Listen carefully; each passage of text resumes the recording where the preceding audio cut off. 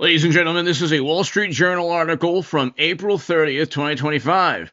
The private calendar, we'll just call him EP, reveals prominent names including CIA chief, Goldman's top lawyer, schedules and emails detail meetings in the years after he was convicted. Okay. 2014. Who was president in 2014? Oh, that's right. President Obama, Democrat. This is a New York Post article. That was a Wall Street Journal article. I'm not making anything up. EP or EP, we'll just call him EP, donated to Democrats primarily. This is an ABC News article. If he met with a Central Intelligence Agency official or chief, John Ratcliffe, almost certainly this was purely speculation on my part regarding the Clintons, regarding the Democrats, regarding John Ratcliffe having the EP files, purely speculation. I have zero evidence to even suggest that Bill or Hillary Clinton or the Democrats or anyone did anything illegal or criminal. However, this is ABC News. One of the biggest beneficiaries of Epps' contributions was then Senate hopeful Hillary Clinton, who received $20,000 from him in 1999. Democratic Party, FEC filings, Bill Clinton's campaign received $1,000 in 1992. And we also have, what's this? John Kerry. So, yeah, he was a liberal Democrat in New York. John Kerry, Clinton, Bill. And then, what's this? Chuck Schumer. Where's Chuck Schumer? Oh, that's right. $22,000 to Chuck Schumer. Again, he was a liberal Democrat from New York. Took him, the New York prosecutors took them 1 million years to actually go after Epp. And the federal government under Biden and under, during President Obama's administration, I should say, okay, did absolutely nothing. He was a Democratic donor. Now, this exchange has nothing to do directly with Epp, but this is very interesting. Well, he lied to an FBI agent. You don't think that's important? Oh, it's very important. Happens all the time. Unfortunately, it's very, very important. Sometimes you prosecute that person and end their cooperation. Sometimes you try and sign them up. But if they lie to an FBI agent after they're given immunity, they violated the terms of their immunity agreement. Oh, sure, after the agreement. And so that's my point. He shouldn't have immunity anymore. No, I'm sorry, I may have misunderstood you. He lied to us before he came clean under the immunity agreement and admitted that he had deleted the emails. No, not according to the FBI's documents. He had the immunity agreement in December of 2015. These interviews took place in February and March and May of this year. This is the current Central Intelligence Agency Director, John Ratcliffe, speaking or questioning under oath the former director of the Federal Bureau of Investigation, James Comey, the Honorable James Comey, and this is the part of the Clinton email fiasco, cover-up, absurd cybersecurity nightmare of all time. The interesting thing is there's no direct link at all between Clinton's deleted emails or EP or any other Democratic donor. There would never be any link at all, of course not, between the Clinton Foundation or Democratic donors and the 30,000 deleted emails and the 3 months of emails that were deleted completely when Clinton started her tenure as Secretary of State, nor is there any link at all between secret private servers for 4 years during President Obama's administration and potentially a top CIA official during President Obama's administration in 2014, which is the link to John Ratcliffe, which is why you're watching John Ratcliffe, because Comey is under criminal investigation.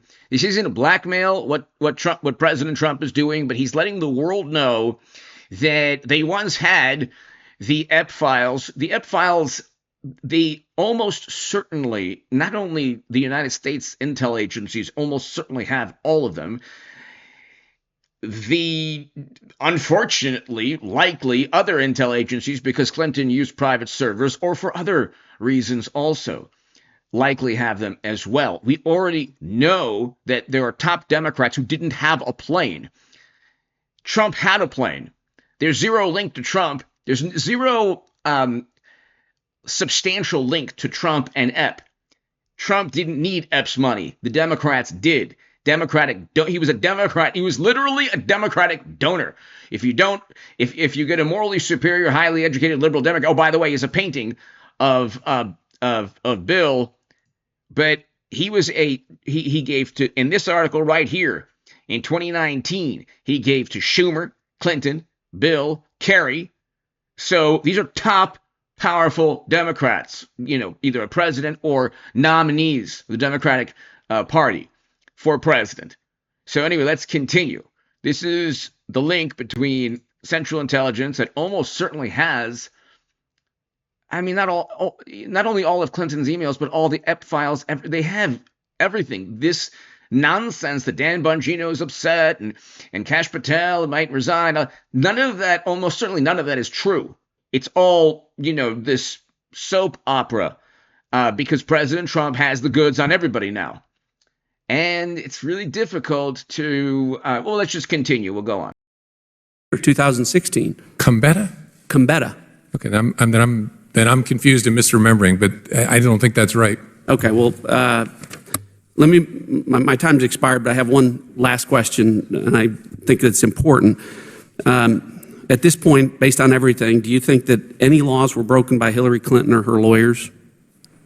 Do I think that any laws were broken? Yeah. I don't think there's evidence to establish that. Okay. Well, I think you're making my point when you say there's no evidence to establish that. Maybe not in the way she handled classified information, but with respect to obstruction of justice.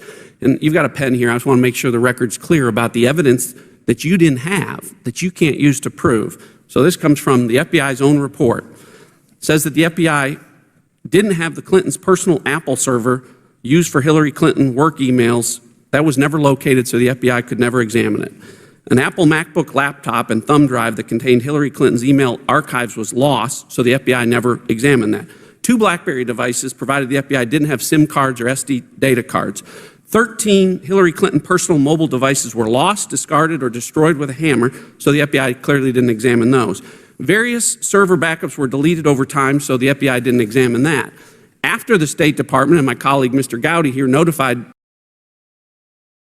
If Trump or anyone around Trump did any of that, they would already be in prison.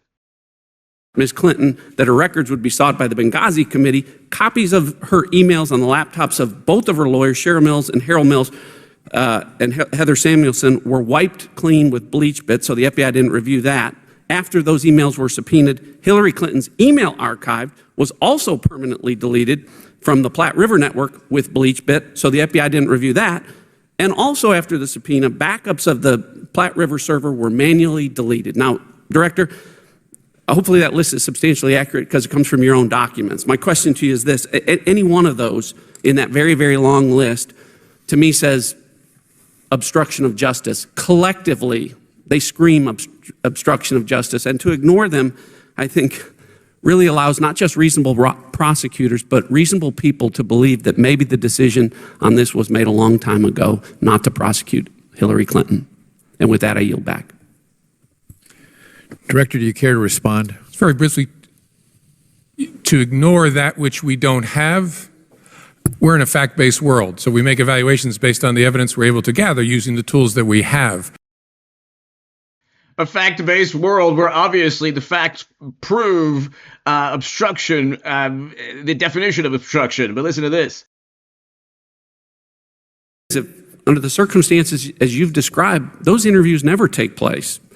If there was ever any possibility that something Hillary Clinton might have said on July 2nd could have possibly resulted in criminal charges that might possibly resulted in a trial against her relating to this classified information, well then, to use your words, Director, I don't think that there's any reasonable prosecutor out there who would have allowed 2 immunized witnesses central to the prosecution to proving the case against her to sit in the room with the interview, the FBI interview of the subject of that investigation. And if I heard you earlier today, in your long career, I heard you say that you've never had that circumstance. Did I hear you correctly? That's correct. But okay, and I never have either, and I've never met a prosecutor that's ever had that. So, to me, the only way that an interview takes place with the 2 central witnesses and the subject of the investigation is if the decision has already been made that all 3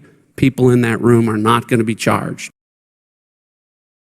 You think John Ratcliffe knows what's up? Purely speculation on my part. Hit subscribe. Thank you.